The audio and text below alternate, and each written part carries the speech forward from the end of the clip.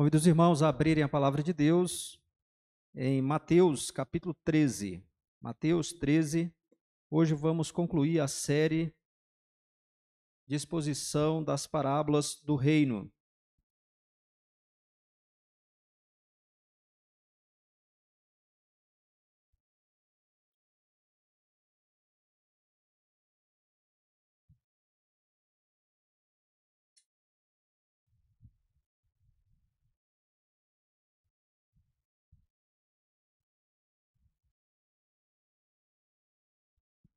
Mateus, capítulo 13, do verso 47 ao verso 50.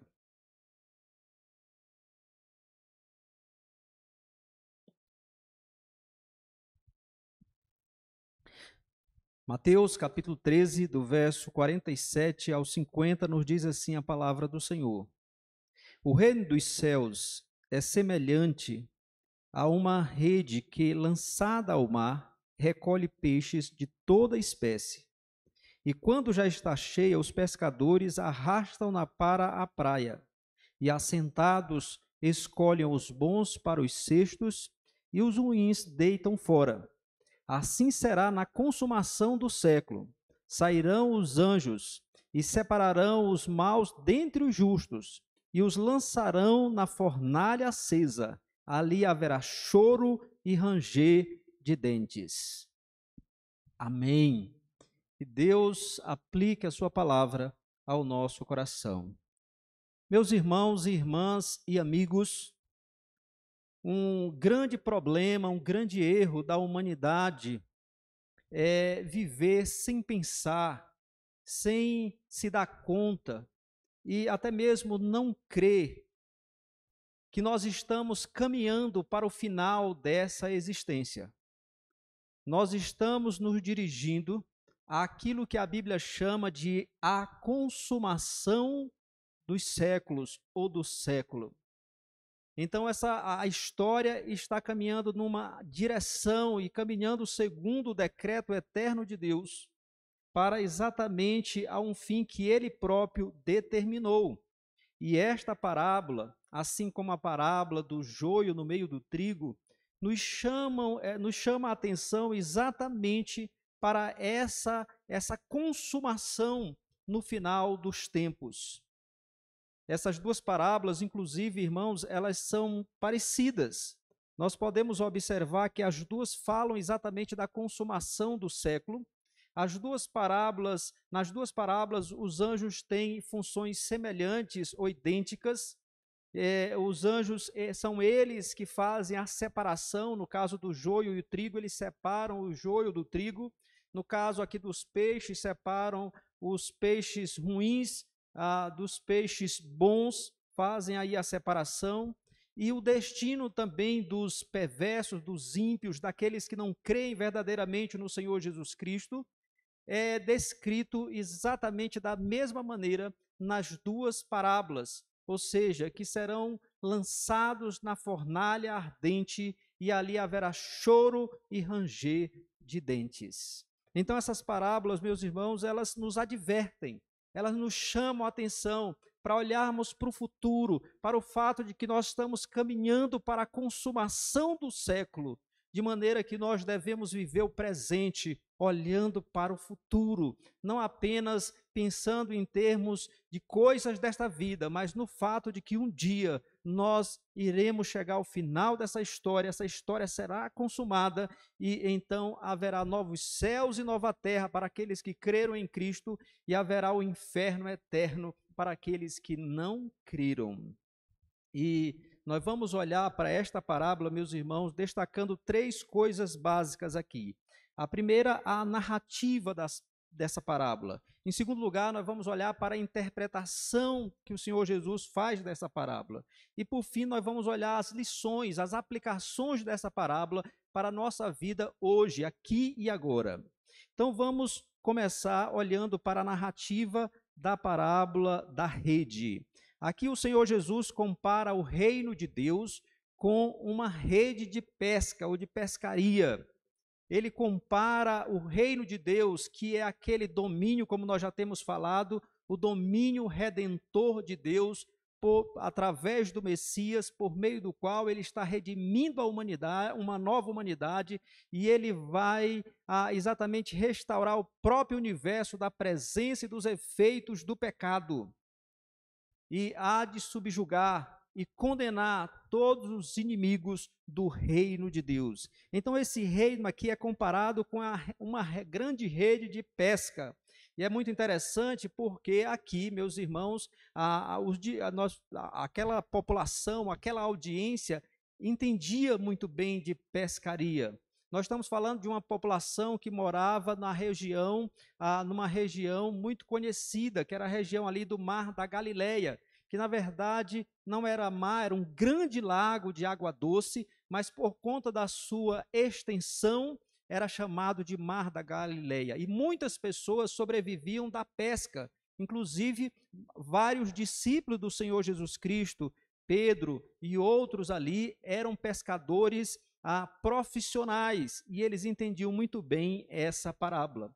Por isso, alguns estudiosos vão dizer que o Senhor Jesus conta essa parábola exatamente para advertir principalmente os seus discípulos, para que atentassem para o fato de que nós estamos caminhando para a consumação do século. Então, ele conta essa história que seria compreendida por aquelas pessoas que estavam ouvindo. E ele fala dessa rede, compara o reino com essa rede. E geralmente, segundo os estudiosos, eles faziam da seguinte forma: eles pegavam 2 barcos, uma rede muito comprida, na parte inferior da rede existia peças de chumbo para que ela pudesse descer as águas, e eles então em 2 barcos iam aqui de um lado, o outro do outro, fazendo um arrastão. E por causa do chumbo, essa rede descia até as partes profundas ali do Mar da Galileia, e eles iam então puxando e levando em direção à praia, e ali todo tipo de peixe era recolhido na rede. E quando eles chegavam à praia, eles arrastavam a rede e ali vinha um peixe de todos os tipos. Então eles ali se assentavam e iam fazer a separação. Peixes ruins eram jogados fora e os peixes bons colocados no cesto. Então o Senhor Jesus conta essa história e nos mostra de como eles faziam. E ali a audiência entendia muito bem. E aí então o Senhor Jesus, ele interpreta, e agora nós vamos olhar para a interpretação, meus irmãos, dessa parábola. E aqui eu quero lembrar aqueles irmãos que estão estudando na escola bíblica, fazendo o curso de teologia, que nós já estudamos sobre a interpretação das Escrituras, porque na hora de interpretar as parábolas, meus irmãos, nós devemos ter muito cuidado, nós não devemos nos apegar a todos os detalhes da parábola, porque se assim o fizermos, nós podemos cometer um grave erro de interpretação. Nós devemos usar aquele princípio que nós estudamos, que a Escritura interpreta a própria Escritura.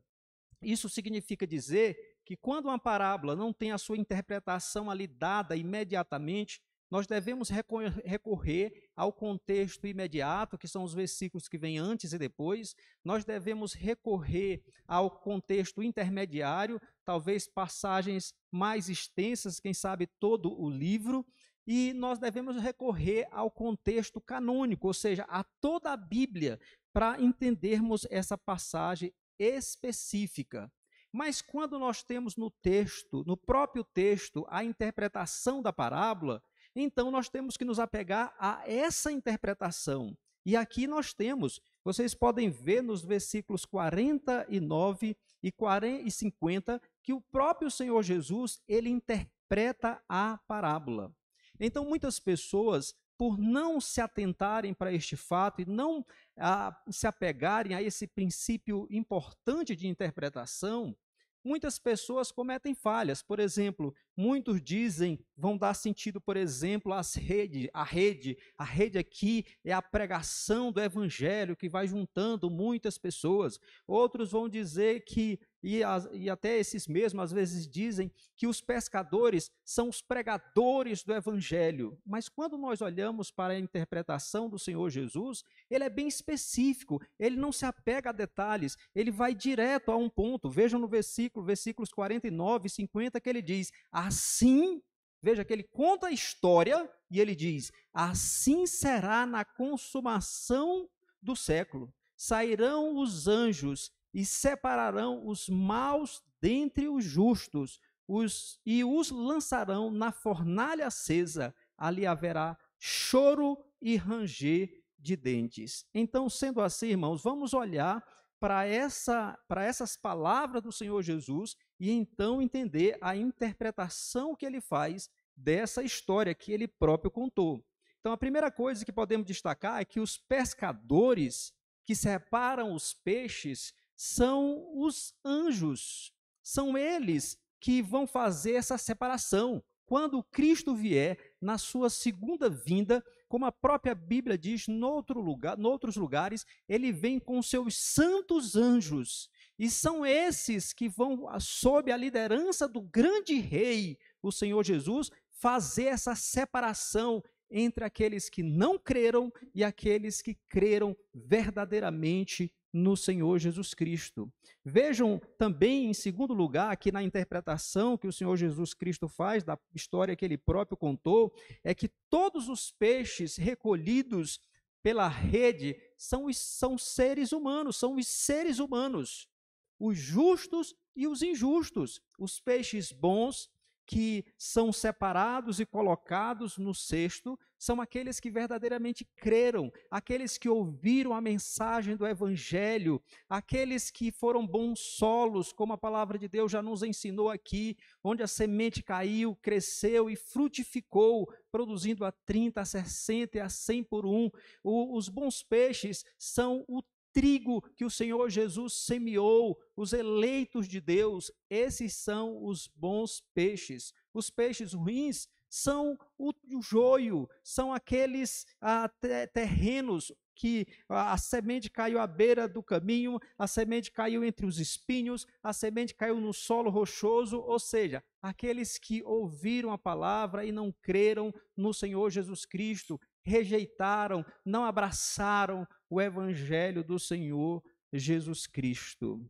E então, meus irmãos, observem também o seguinte, que na interpretação que o Senhor Jesus Cristo faz da parábola, a ênfase aqui está na condenação daqueles que não creram. Observem no final do versículo, os versículos 49 e 50 novamente. Assim será na consumação do século. Sairão os anjos e separarão os maus dentre os justos, e os lançarão na fornalha acesa. Ali haverá choro e ranger de dentes. Observem comigo que o Senhor Jesus fala da consumação, ele fala da separação, como os anjos vão separar os maus dentre os bons, e aí não se fala mais a respeito dos justos, da salvação deles. No joio, lá na parábola do trigo e do joio, é destacado ali a salvação dos justos, que eles se alegrarão, que eles estarão com o Senhor, mas aqui a ênfase toda é sobre a condenação dos injustos, daqueles que não creram, daqueles que não abraçaram pela fé o Senhor Jesus Cristo. De modo que ele descreve dizendo que eles serão separados dentre os bons, eles serão lançados na fornalha acesa, e ali haverá choro e ranger de dentes. Ou seja, eles serão lançados no inferno e sofrerão para sempre. Essa é a ênfase da parábola.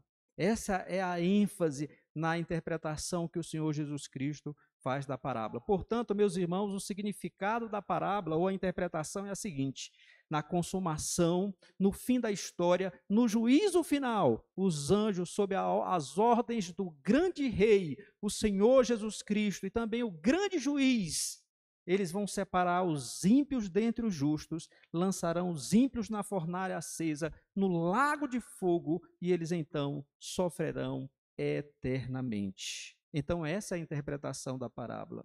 Agora, meus irmãos, quais são as lições para nós? Hoje, quais são? Quero destacar aqui duas. A primeira, o Senhor Jesus, meus irmãos, nesse texto, deixa claro que nós estamos caminhando para a consumação do século. A presente existência ela chegará ao fim. O mundo, como nós o conhecemos hoje, ele não vai permanecer para sempre.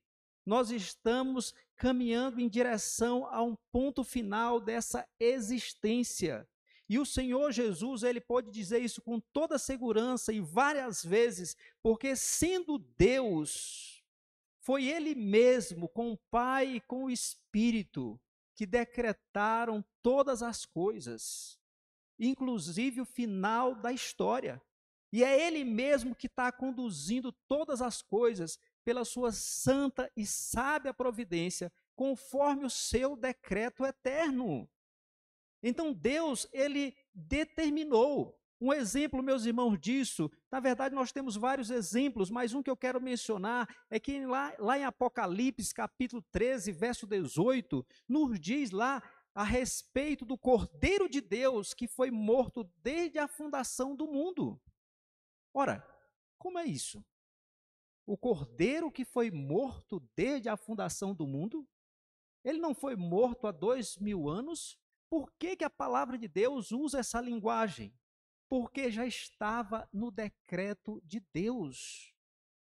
Deus decretou na eternidade que um dia o seu Filho bendito viria a esse mundo, assumiria a nossa natureza, morreria na cruz do Calvário para a redenção de pecadores. Porque esse Deus, ele decretou toda a história, e é Ele mesmo quem conduz toda a história, governando todas as coisas, todos os acontecimentos, cada criatura e as ações delas, de maneira que tudo, como a palavra de Deus diz, Deus faz tudo segundo o conselho da sua vontade. Ele dirige todas as coisas. E é por isso que ele pode dizer que nós estamos caminhando para a consumação do século. Então, meus irmãos, e é muito interessante porque nesse texto, como em muitos outros, o Senhor Jesus Cristo, o eterno Deus, ele nos revela muito do que vai acontecer no final dos tempos. Na palavra, por exemplo, a palavra de Deus nos revela sobre a segunda vinda de Cristo.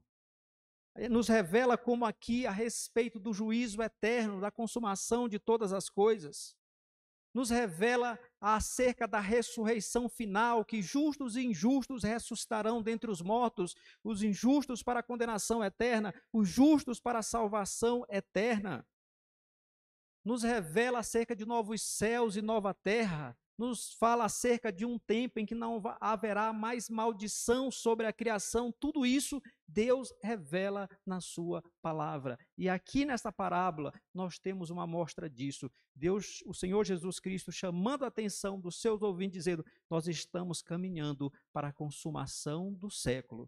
E todos aqueles que não creem perecerão eternamente. Porque assim como os pescadores separam os peixes maus, assim naquele dia os anjos separarão aqueles que não creram para a condenação eterna.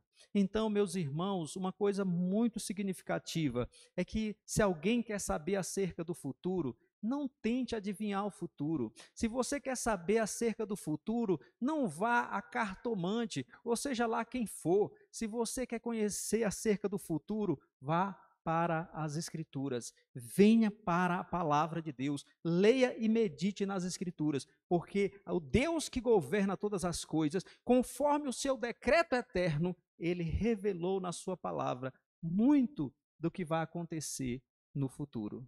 Então é aqui onde nós conhecemos acerca do futuro e conhecemos com segurança, porque a palavra de Deus, ela é infalível, ela é inerrante. E ela nos traz, meus irmãos, segurança. Essa é uma outra coisa importante, é uma outra lição, porque a palavra de Deus, ela dá segurança a todos aqueles que creem verdadeiramente em Cristo. Se você é um crente ou uma crente verdadeira, você pode encontrar segurança, porque você crer no Deus que decretou e governa todas as coisas, está conduzindo a história para aquele fim que Ele próprio determinou. Você pode ter a segurança de pensar, hoje muitas vezes os maus prevalecem, hoje a injustiça prevalece no mundo, hoje acontecem muitas coisas horríveis, hoje em dia há muitas injustiças que ficam sem punição, mas Deus não permitirá. Meus queridos, é muito importante. Deus não permitirá que nem mesmo um único pecado ficará sem punição. Todos os pecados praticados, desde Adão até o último ser humano, todos eles serão punidos. É por isso que os maus serão reunidos e lançados na fornalha eterna. E sabe por quê, meus irmãos, que eu e você, nós não estaremos, se você é um crente verdadeiro, se nós somos crentes verdadeiros, sabe por quê que nós não estaremos entre esses maus que serão separados e lançados na fornalha ardente? Sabe por quê? Por uma razão. Porque os nossos pecados foram punidos na pessoa bendita e imaculada do Filho de Deus na cruz do Calvário. É simplesmente por isso, porque ele carregou no madeiro os nossos pecados e pelas suas pisaduras nós fomos sarados. É porque o Senhor Deus fez cair sobre ele o castigo que nos traz a paz. É por isso. De maneira, meu irmão e minha irmã, que você pode ter confiança. Porque a obra de Cristo é perfeita. Ele morreu por você na cruz do Calvário. E ali os seus pecados, assim como os meus, eles foram punidos, todos eles, desde o primeiro pecado que eu pratiquei até o último que irei praticar. Cristo morreu na cruz para cancelar todos esses pecados de todo o seu povo, de cada um dos seus eleitos. Então nós podemos ter confiança e caminhar para o futuro com confiança. Mas se você não é crente, ou se você é um falso crente, então você tem motivos para estar desesperado. Desesperado. Porque por mais que demore, por mais que pareça que não vá acontecer, vai acontecer sim. No último dia, ele vai separar, como nos diz aqui, os maus dos bons. Os justos dos injustos. Por isso, meus queridos, é muito importante entender isso. É muito importante. E eu quero que vocês entendam, meus queridos, que o inferno não é uma invenção de religiosos que querem fazer terrorismo para fazer com que você abrace a fé cristã. Isso não é invenção de religiosos. Se você lê a Bíblia, eu nem digo para você ler a Bíblia toda, mas se você ler os evangelhos, você vai chegar à conclusão de que Jesus foi uma das pessoas, e talvez a pessoa que mais falou acerca do inferno, acerca do juízo final, acerca da condenação eterna. Se você pegar os evangelhos e com a caneta vermelha você for marcando quantas vezes o Senhor Jesus fala a respeito disso, você vai ver que no final vai ter muito lugar marcado com vermelho. Porque o Senhor Jesus falou dessa realidade e falou para advertir as pessoas, para que as pessoas não fiquem dormindo, para que as pessoas não fiquem na ignorância, para que as pessoas não fiquem na sua rebelião, mas atente para o fato de que haverá uma condenação eterna e que, portanto, se arrependam e creiam naquele que é a única salvação, o Filho de Deus, que Deus enviou com a palavra de Deus, nos diz, para que todo aquele que nele crê não pereça, mas tenha a vida eterna. Aquele a respeito de quem a Bíblia diz, é Ele quem nos livra da ira vindoura. É Ele. Então, se você não é crente em Cristo, arrependa-se dos seus pecados, creia em Cristo, para que naquele dia, quando os anjos estiverem separando os maus dos bons, você esteja entre os bons. Mas você que é crente também deve pensar, você que professou a sua fé, deve avaliar a sua própria vida. A sua vida evidencia que você é um crente verdadeiro, porque essa separação aqui, meus irmãos, não é entre aqueles que estão na igreja e aqueles que estão no mundo. Não é assim. A separação aqui é entre aqueles que creram verdadeiramente e aqueles que não creram. E nós sabemos que no contexto da igreja, inclusive aqui, quando o Senhor Jesus conta essa parábola, entre os discípulos, que por assim dizer estavam na igreja, ali existia um que era do maligno, Judas. Ali estava um que era joio, ali estava um que era um peixe ruim, ali estava um que era solo ruim. Assim como aqui entre nós podem ter pessoas que professaram a fé, mas não serem crentes verdadeiras. É por isso que a palavra de Deus nos chama a examinar a nós mesmos. Se estamos na fé, se cremos verdadeiramente no Senhor Jesus Cristo.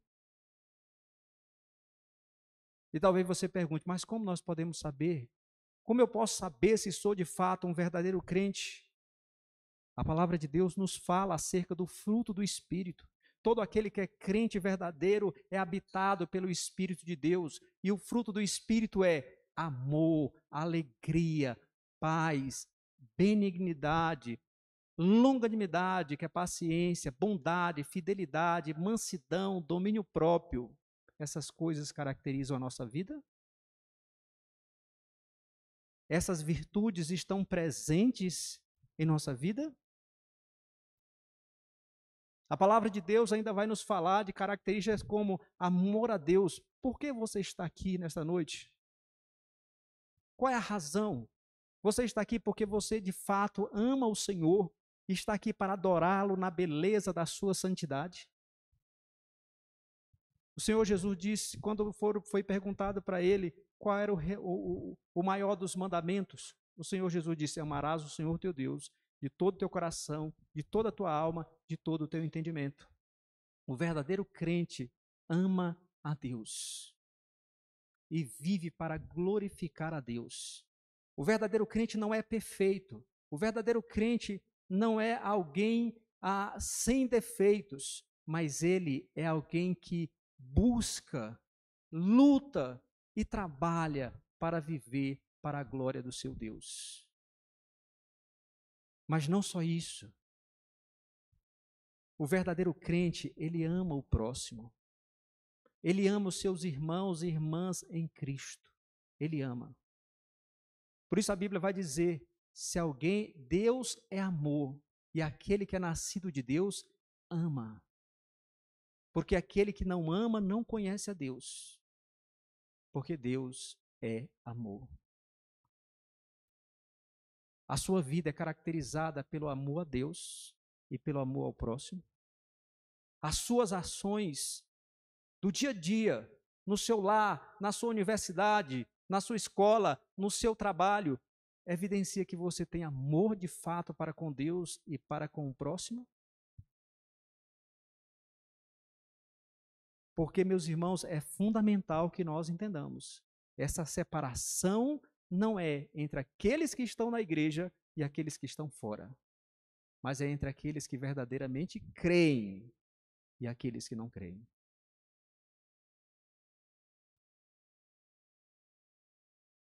Que o Senhor Deus nos abençoe de tal maneira, de modo que todos nós que estamos aqui neste recinto, nós estejamos do lado daqueles que são aqui chamados de bons e justos, por estarmos no Filho eterno de Deus, em quem Ele se compraz, em Cristo Jesus. Amém.